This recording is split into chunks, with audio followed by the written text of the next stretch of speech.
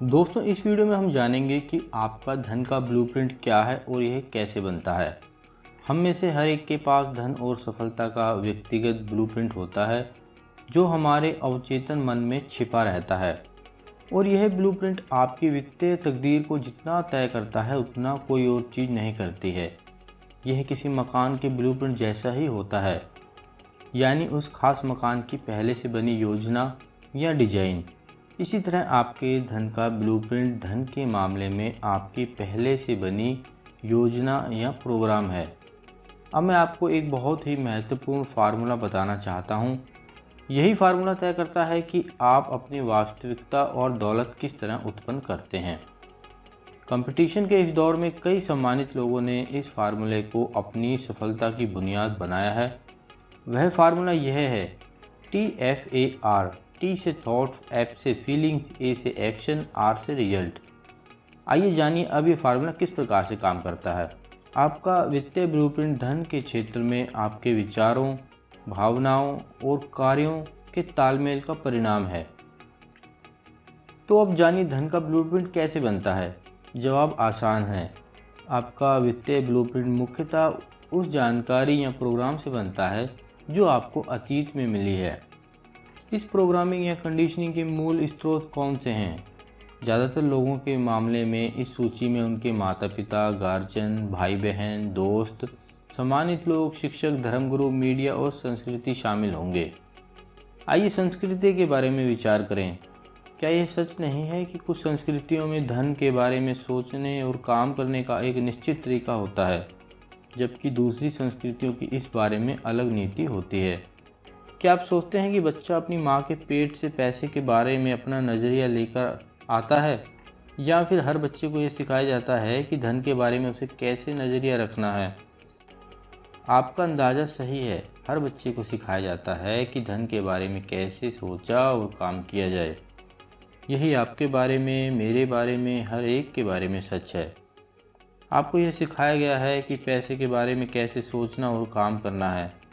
यही सिखाई गई बातें आपकी कंडीशनिंग कर देती हैं और आपको एक सांचे में ढाल देती है।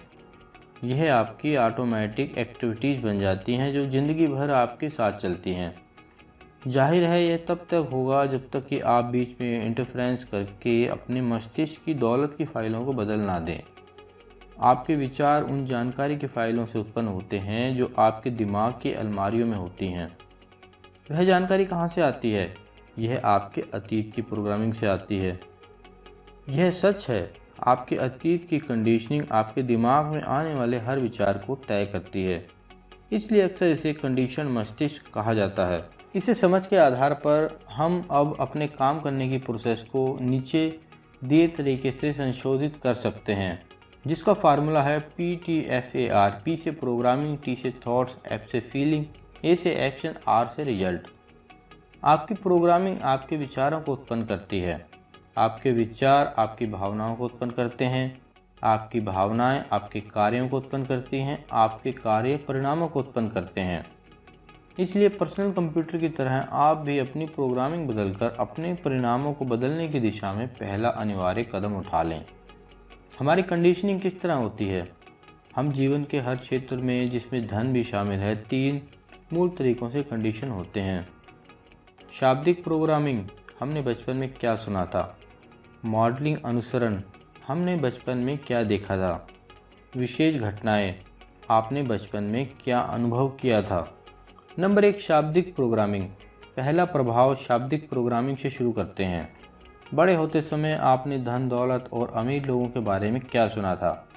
क्या आपने इस तरह के वाक्य सुने थे? पैसा ही सारी बुराइयों की जड़ है, मुसीबत के समय के लिए पैसे बचाएं, अमीर लोग लालची होते हैं, अमीर लोग अपराधी होते हैं, अमीर लोग बदमाश होते हैं, पैसे कमाने के लिए कड़ी मेहनत करनी पड़ती है, पैसा पेड़ों पर नहीं उगता है, आप एक साथ अमीर और आध्यात्मिक नहीं हो सकते, पैसा खुशी नहीं खरीद सकता, पैसा गंदा होता है, अमीर और ज़्यादा अमीर बनते जाते हैं, गरीब ज़्यादा गरीब, पैसा हम जैसे लोगों के लिए नहीं है, हर कोई अमीर नहीं बन सकता, कभी पर्याप्त नहीं रहता, और सबसे मशहूर वाक्य है कि हम इसका खर्च ही नहीं उठा सकते।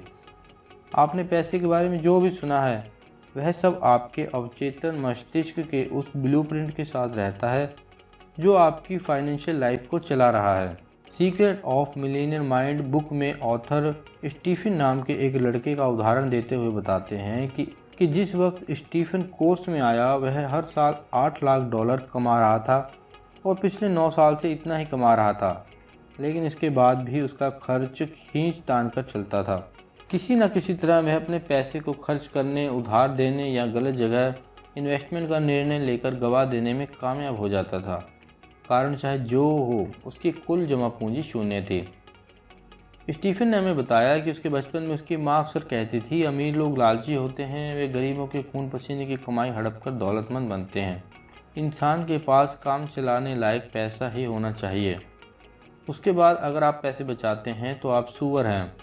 स्टीफन के अवचेतन मन में क्या चल रहा था, यह पता लगाने के लिए किसी रॉकेट साइंटिस्ट होने की ज़रूरत नहीं थी। कोई हैरानी नहीं थी कि वह कड़का था। उसकी मां ने शाब्दिक कंडीशनिंग करके उसे यह विश्वास दिला दिया था कि अमीर लोग लालची होते हैं, इसलिए उसके मस्तिष्क में अमीर बनने को लालची होने के साथ जोड़ दिया था।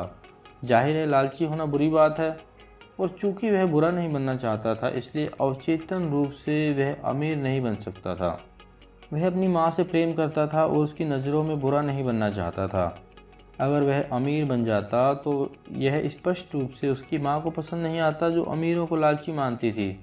इसलिए उसके लिए इकलौता तरीका यही था कि वह काम चलाऊ पैसे कमाकर ज़्यादा आमदनी से जैसे तैसे छुटकारा पा ले, वरना उसकी माँ उसे सुअर समझेगी। अब आप सोच रहे होंगे कि अमीर बनने और माँ या किसी दूसरे व्यक्ति की पसंद के बीच चुनाव का सवाल उठने पर ज़्यादातर लोग अमीर बनने का चुनाव करेंगे। दोस्तों, संभव ही नहीं है। मस्तिष्क इस तरह से काम नहीं करता है।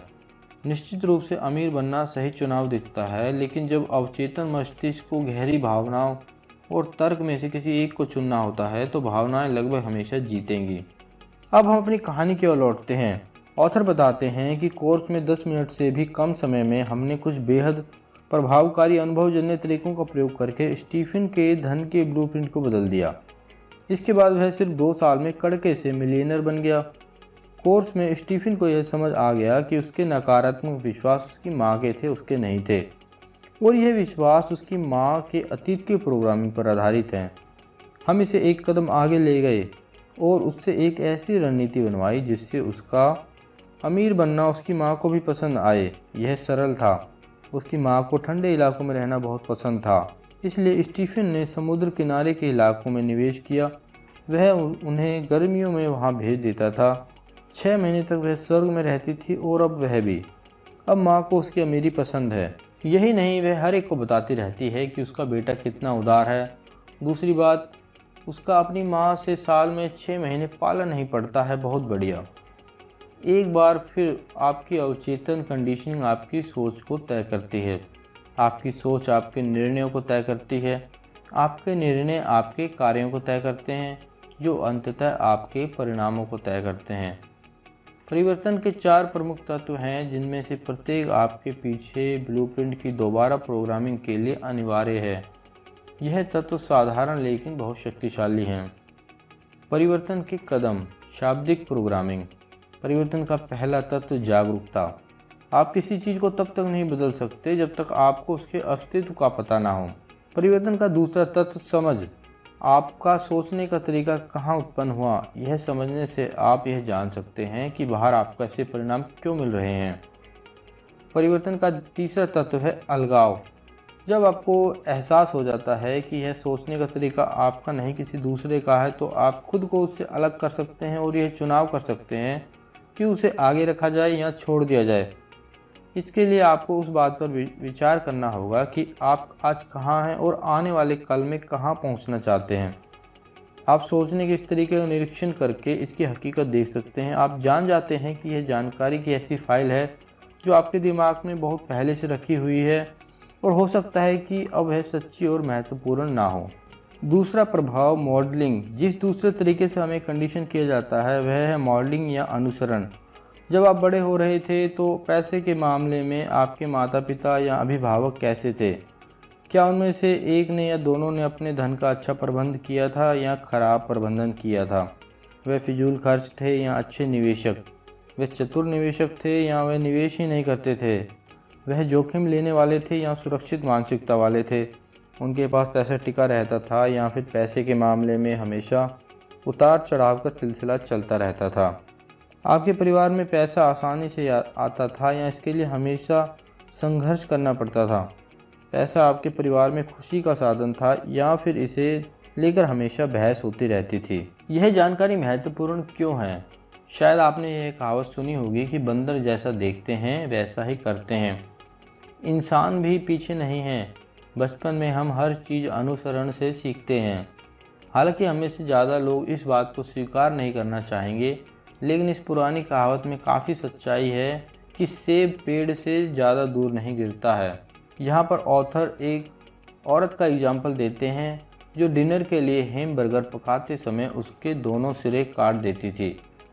एक दिन यह देखकर उसका पति हैरान रह गया और उसने पूछा कि वह दोनों सिरे क्यों काटती है। पत्नी का जवाब था, मेरी माँ भी इस तरह पकाती थी। संयोग की बात, उस औरत की माँ डिनर के लिए उस रात को उनके घर आ रही थी। उन दोनों ने उससे पूछा कि वह हैमबर्गर के दोनों सिरे क्यों काटती है। माँ का जवाब था, मेरी माँ भी इस तरह पकाती थी।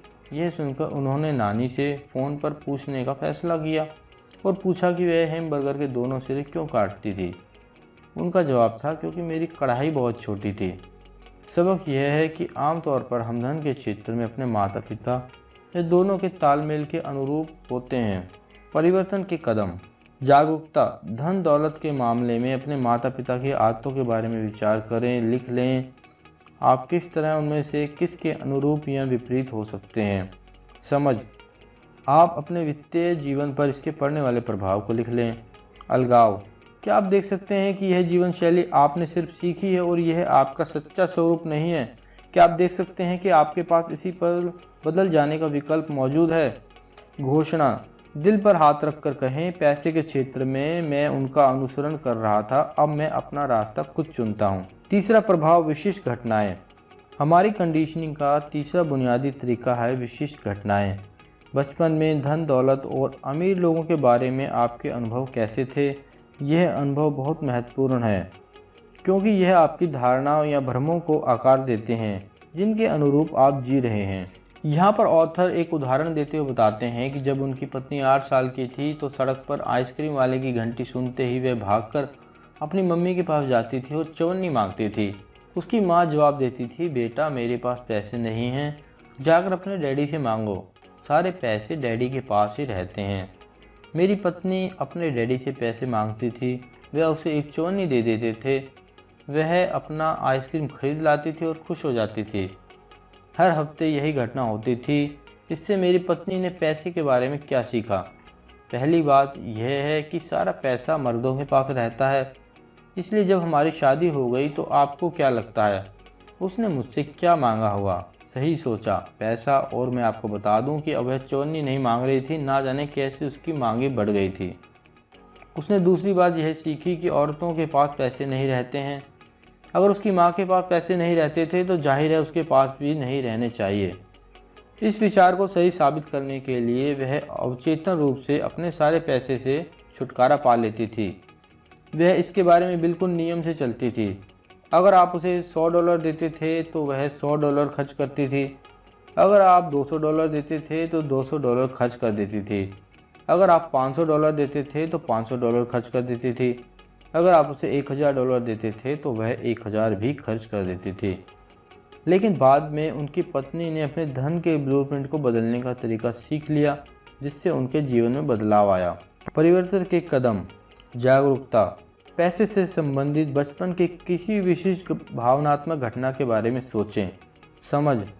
लिख लें कि इस घटना ने आपके वर्तमान वित्तीय जीवन को किस तरह प्रभावित किया होगा। अलगाव। क्या आप देख सकते हैं कि यह चीज़ आपने सिर्फ सीखी है और यह आपके मूलभूत स्वरूप में शामिल नहीं है? क्या आप देख सकते हैं कि वर्तमान पल में आपके पास बदलने का विकल्प है? घोषणा। दिल पर हाथ रखकर कहें, मैं अतीत के अपने धन संबंधी नकारात्मक अनुभवों को छोड़ता हूँ और एक नया व समृद्ध भविष्य बनाता हूँ। अपना सिर छूकर कहें, मेरे पास मिलियनर मस्तिष्क है। दोस्तों, आशा करता हूँ ये वीडियो आपको अच्छा लगा है। इस वीडियो को लाइक करें, अपने दोस्तों के साथ में शेयर करें ताकि उनके जीवन में भी परिवर्तन आए।